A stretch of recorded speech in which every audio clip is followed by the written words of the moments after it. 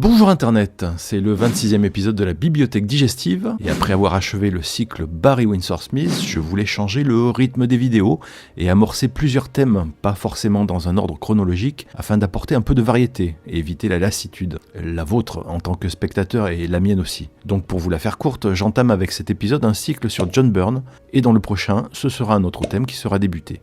Et lorsque j'estimerai avoir fait le tour d'un thème, je vous sortirai une intégrale, dans l'ordre chronologique cette fois, comme je l'ai fait pour Windsor Smith. Et sans plus attendre, puisqu'on attaque l'œuvre et la carrière de John Byrne, je vais vous présenter son run sur une équipe de super-héros, mutants, confrontés à la peur et au rejet, essayant de comprendre le monde dans lequel ils évoluent, et qui se font appeler les Next Men. Non, pas les X-Men, les Next Men. Ce n'est pas pareil. Quoique... John Byrne est un auteur de comics extrêmement prolifique. Au moment de la sortie du premier numéro des Next Men, il est déjà une légende des comics Marvel depuis son run magistral sur les X-Men à la fin des années 70, début des années 80.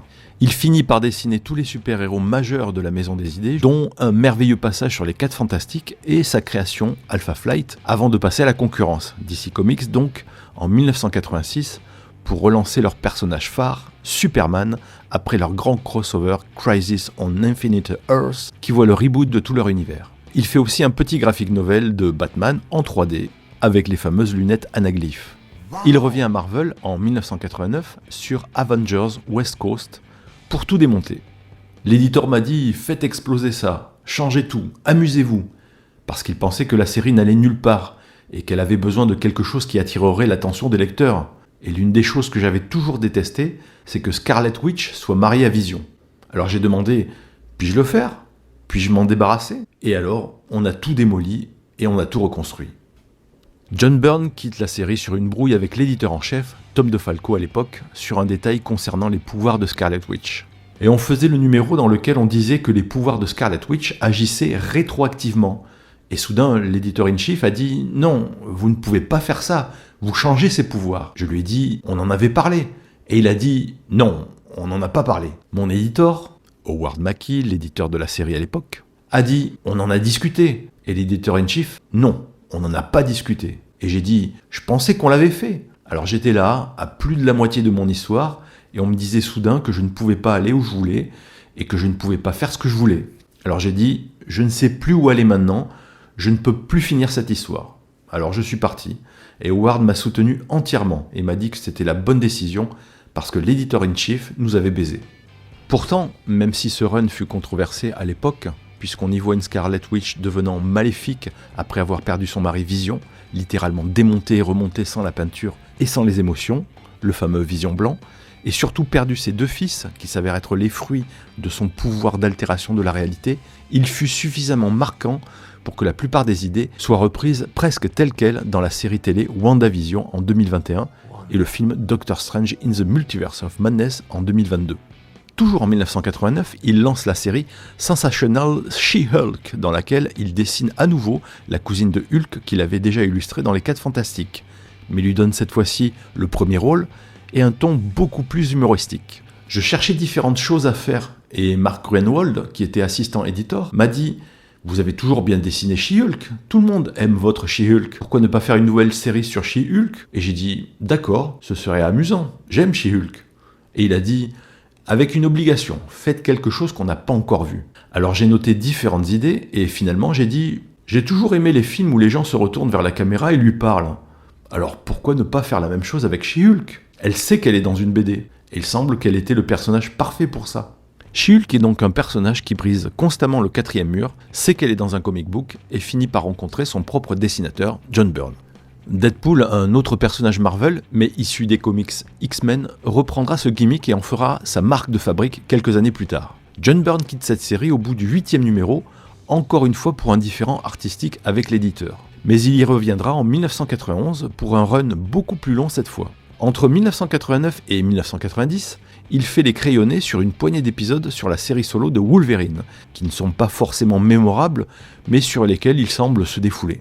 Après Sensational She-Hulk, il démarre l'année 1990 en lançant une autre série sur un personnage secondaire de Marvel, Namor the Submariner, qu'il scénarise et dessine également. Cette série est notable pour l'ambiguïté du personnage de Namor et son caractère impétueux, pas vraiment mauvais, mais souvent présenté comme un antagoniste, notamment chez les 4 Fantastiques. Le personnage, créé par Bill Everett en 1939 dans les pages de Motion Picture Funnies Weekly, est intégré dans la All-Winder Squad en 1941, aux côtés de Captain America, Bucky, Human Torch et Toro, Weezer et Miss America, pour combattre les nazis et participer à l'effort de guerre. Il fait sa réapparition au tout début de l'âge d'argent des comics et de Marvel, dans les pages de Fantastic Four numéro 4 en 1962, quand il est découvert par Johnny Storm, la torche humaine, sous les traits d'un clochard amnésique. C'est donc un personnage fondateur de l'univers Marvel, mais qui n'a jamais eu droit à une série éponyme. Il y a plusieurs années, j'avais suggéré de faire une série sur Namor. Personne n'était vraiment intéressé.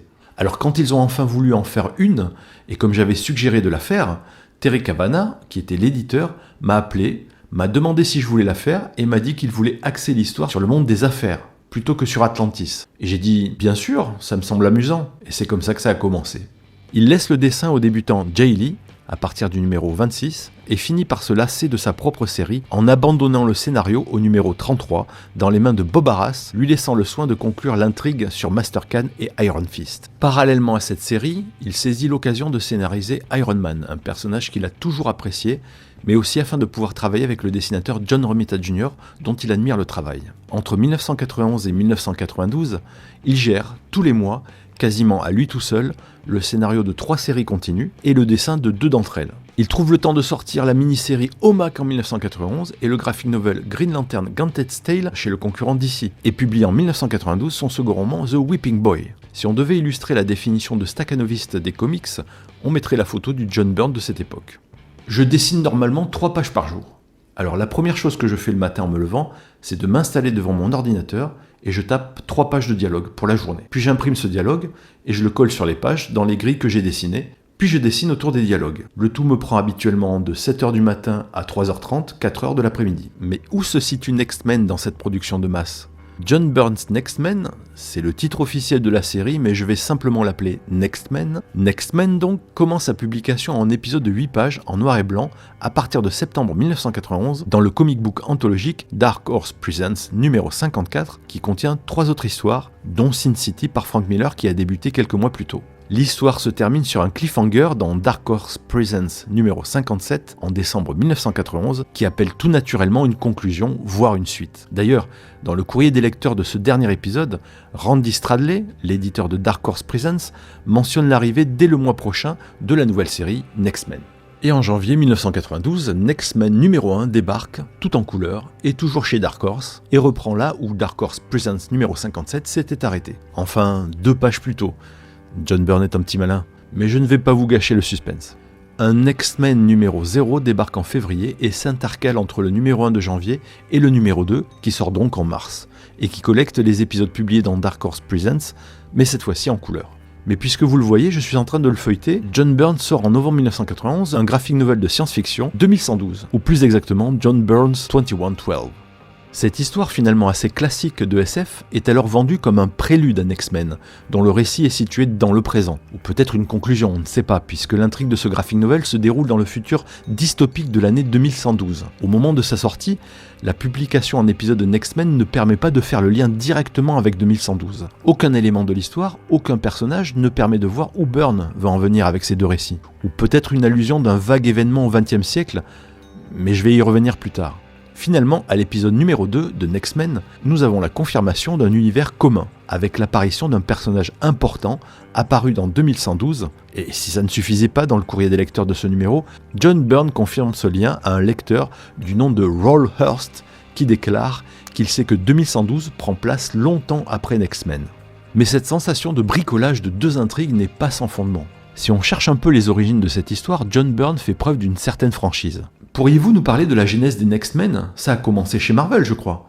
Eh bien, ça a en quelque sorte commencé chez Marvel. Ça a démarré de plusieurs directions différentes. Une de ces directions était que j'étais de plus en plus frustré qu'il y ait tant d'histoires que je ne pouvais plus faire chez Marvel et DC. Des choses comme le premier contact avec des extraterrestres, la première histoire de voyage dans le temps, ça avait déjà été fait des millions et des millions de fois. Et j'ai réalisé que beaucoup de choses que je voulais faire exigeraient que je commence avec un univers vierge, que personne n'ait touché avant. Et la seule façon d'avoir un univers vierge était de le créer. Ensuite, ce qui s'est passé, c'est que je travaillais sur ce qui était à l'origine prévu pour être la mise en place de ce qui allait devenir les séries 2099 avec Stan Lee. Et à nouveau, comme dans beaucoup de mes affaires avec Marvel, il est arrivé que ce que l'on m'avait offert n'était pas ce qui avait vraiment lieu.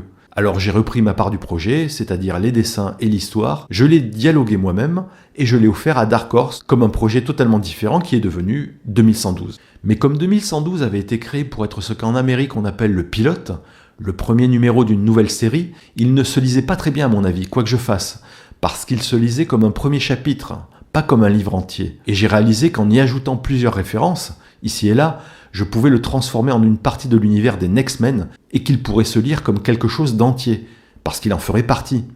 Alors j'ai rajouté ces petits détails supplémentaires et je l'ai transformé en futur des Next-Men. Et depuis, bien sûr, ça m'a donné toutes sortes d'histoires que je suis capable de faire parce que j'ai cet avenir vers lequel je peux travailler. On peut également citer comme matière recyclée un visuel que John Byrne avait réalisé pour le portfolio History of the DC Universe en 1986, basé sur une idée qu'il avait proposée à l'éditeur. Intitulé Freaks, le projet de comic book avait été accepté par DC, qu'il avait donc inclus dans ce portfolio, présentant d'autres héros maison comme Superman, Sergent Rock, Wonder Woman, Jonah Hex, entre autres. Mais bizarrement, la série n'a jamais vu le jour. Byrne a finalement réutilisé le concept et certains personnages pour ses Next-Men, notamment pour Jasmine et le sénateur Hilltop. Je ne vais pas résumer l'intrigue de ces 4 albums Next-Men, déjà pour éviter de gâcher la surprise pour les lecteurs qui voudraient découvrir cette série, mais je vais juste vous présenter l'amorce de l'histoire. Et même si chronologiquement 2112 est sorti après le premier épisode de Next-Men, je vais commencer par là, puisque ce récit a été pensé comme un premier chapitre ou une introduction à l'univers Next-Men. Nous sommes donc dans un futur classique avec mégalopoles gigantesques, voitures volantes, robots et clones de dinosaures miniaturisés et utilisés comme animaux de compagnie. On va suivre Thomas Kirkland, jeune recrue d'une unité de super policiers, genre GIGN du futur, dont la première mission, sous l'égide du légendaire agent Tannen, dur à cuire balafré, va lui faire affronter une bande de mutants évadés d'une prison de haute sécurité. Ce baptême du feu ne va pas vraiment se passer comme prévu, et John Byrne conclut son récit sur une note douce amère, mais n'appelant pas vraiment de suite. Pourtant, au détour d'une case, Thomas Kirkland évoque rapidement l'origine des mutants qui serait issue d'un projet du gouvernement américain au XXe siècle d'amélioration de l'être humain. Ce qui nous amène tout naturellement à l'épisode 0 de Next-Men, dans lequel nous faisons la connaissance du sénateur américain Aldous Hilltop qui s'apprête à arrêter un projet scientifique ultra secret qui dure depuis plus de 30 ans. Les raisons de cet arrêt brutal sont simples. Une inspectrice du gouvernement débarque à l'improviste pour enquêter sur les installations d'un laboratoire agroalimentaire qui sert en réalité de couverture à ce projet scientifique. Et ce qu'elle s'apprête à découvrir risque de déclencher une réaction en chaîne qui va provoquer la chute du sénateur et de toutes les personnes impliquées dans cette organisation pseudo-scientifique. Car contrairement à ce qu'il affiche en façade, ce laboratoire ne fait pas des recherches sur les animaux de ferme et les cultures OGM. Les cobayes sont des êtres humains, utilisés depuis leur enfance pour de sombres expériences. Et cela renvoie à l'allusion faite par le jeune Thomas Kirkland dans le futur de 2112 sur l'origine des mutants. Finalement, le doute est levé à la fin de l'épisode numéro 2 et à la fin du premier tiers de l'album Next-Men Volume 1 présenté ici, lorsque le sénateur Aldous Hilltop rencontre un personnage crucial de l'histoire qui, par sa présence, fait le lien entre les Next-Men et le récit de 2112. Je vous présente ici l'édition en 4 albums publiée par Delirium entre 2019 et 2021, qui reprend donc le run intégral des 30 premiers épisodes de Next-Men avec le numéro 0 et 2112, le tout originellement publié chez Dark Horse entre 1991 et 1995. Le premier album à part est celui de 2112, puis Next-Men Volume 1 contient les épisodes de 0 à 9 de la série régulière. Le volume 2 poursuit avec les épisodes 10 à 19, et enfin le volume 3 conclut cette première série avec les épisodes 20 à 30. À partir de l'épisode 7, John Byrne articule son récit en arc narratif parallèle, qui s'étale de l'épisode 7 à l'épisode 12, clôturant la première année de publication de la série. Fame, de l'épisode 13 à l'épisode 18, qui nous fait découvrir un personnage d'éditeur de comics qui caricature sans vraiment le cacher le fameux Stan Lee, l'éditeur historique de Marvel qui a vu débuter John Byrne. Faith, de l'épisode 19 au numéro 22, qui voit pour la première fois apparaître sur la couverture, juste au-dessus du logo Dark Horse, le Moai, image de marque du collectif Legend que John Byrne a créé à cette époque avec ses collègues Frank Miller, Arthur Adams et Mike Mignola au sein de l'éditeur indépendant. À partir de cet arc, Byrne abandonne la numérotation de la série continue et chaque comic porte la numérotation de l'arc sur la couverture. Power, du numéro 23 au 26, dans lequel Byrne se met en scène avec ses collègues Mignola et Art Adams, propulsant ces X-Men dans le monde réel et proposant un discours méta en faisant intervenir leurs héros de comics dans le même univers. Après avoir vu débouler Hellboy, la création de Mignola, on voit passer Concrete du dessinateur Paul Chadwick, Monkeyman and O'Brien d'Arthur Adams et les créatures de ElfQuest de Wendy et Richard Pini. Ces apparitions ne sont pas juste des caméos, des clins d'œil pour notifier le lecteur qu'il se trouve bien dans l'univers partagé des séries de l'éditeur Dark Horse. Byrne les utilise pour remettre en question la réalité dans laquelle évoluent ses héros. Et enfin Lies, de l'épisode 27 à 30, qui porte bien son nom, Mensonge. L'édition Delirium est soignée, dos carré, relié, couverture rigide, glacée, le papier de grande qualité, la traduction est impeccable, j'ai trouvé 2-3 coquilles mais sur 4 albums ça va. C'est de la qualité. En bonus, on a droit à quelques reproductions des planches originales de 2112, une préface de Xavier Fournier, journaliste spécialiste des comics, sur le premier volume de X-Men, qui revient sur la genèse de ces personnages, et le tout est complété par la reproduction de toutes les couvertures des comics collectées dans ces albums. Pour ma part, j'ai découvert X-Men lors de la sortie US, avec le graphic novel 2112, et les 5 ou 6 premiers numéros que j'avais achetés à l'époque par correspondance. Puis des années plus tard, j'avais acquis la première édition française, parue chez Dante Comics, en 2 omnibus en noir et blanc, compilant les 30 premiers numéros et le numéro 0. Du coup, cette collection d'albums chez Delirium est une première en France, et une occasion de lire la série John Byrne's X-Men en français et en couleur. Pourtant, il y a un petit bémol à mon enthousiasme. Et là, je vais poser une petite alerte, car on va passer en zone spoiler. Car si je dois vous faire une critique honnête et complète, je suis obligé de dévoiler une partie de l'intrigue de ces bouquins. Alors rendez-vous à ce code temporel si vous ne voulez pas vous gâcher la lecture. Je vous laisse le temps. En tant que lecteur, je n'avais jamais eu l'occasion de lire en entier et en couleur les 31 épisodes de la série X-Men qui ont été publiés entre 1991 et 1995 par Dark Horse. Sauf que cette série se termine sur un cliffhanger et laisse plusieurs questions sans réponse. John Byrne est revenu sur sa série 15 ans plus tard, en 2010, chez les éditeurs IDW, cette fois afin d'en donner une suite qui s'est étalée sur 9 numéros, compilés plus tard sous le titre Scattered. Et l'éditeur français Dante en avait même traduit les 6 premiers épisodes dans un album tout en couleur que j'avais acheté mais dont je n'en garde aucun souvenir. Probablement parce que cet album n'a jamais eu de suite, et que je n'ai donc pas pu lire la fin. Dante ayant abandonné la publication des autres numéros, ainsi que la seconde séquelle de X-Men, intitulée Aftermath, qui a été publiée en 2012, toujours chez IDW, mais qui reprenait la numérotation de la première série Dark Horse, en incluant les épisodes de la série Scattered, commençant ainsi au numéro 40 et s'achevant au numéro 44. Et ces épisodes n'ont jamais été traduits en français. C'est un bordel pour le lecteur, vous avez dû le remarquer. C'est un bordel. Enfin pour moi, qui essaie de lire l'intégrale de cette série créée par un auteur que j'aime beaucoup, c'est un éternel recommencement. Je relis toujours le début de la série sans jamais lire la fin. C'est tellement frustrant. Parce que oui, c'est un page-turner, comme on dit, un comic book captivant. John Byrne sait gérer son action, ses personnages, pour nous faire dévorer les pages et continuer à lire, même si parfois on sent les grosses ficelles narratives et certains personnages sont exaspérants de naïveté. Le ton aussi peut irriter, hésitant entre une volonté de montrer les effets réalistes de certains pouvoirs et de certaines actions, et un côté cartoon avec un humour un peu enfantin. Mais ce mélange des genres est devenu la norme aujourd'hui, dans la plupart des séries Marvel par exemple. Et Byrne ménage ces effets, pratique le mystère et la révélation, les fins d'épisode en plein milieu d'une scène d'action, obligeant le lecteur à poursuivre pour savoir comment les héros vont s'en sortir, ou pour savoir quel est le secret de ce personnage étrange. Ça marche à fond. En tout cas, sur moi, ça a marché. Et la série est généreuse en concepts science-fictionnels.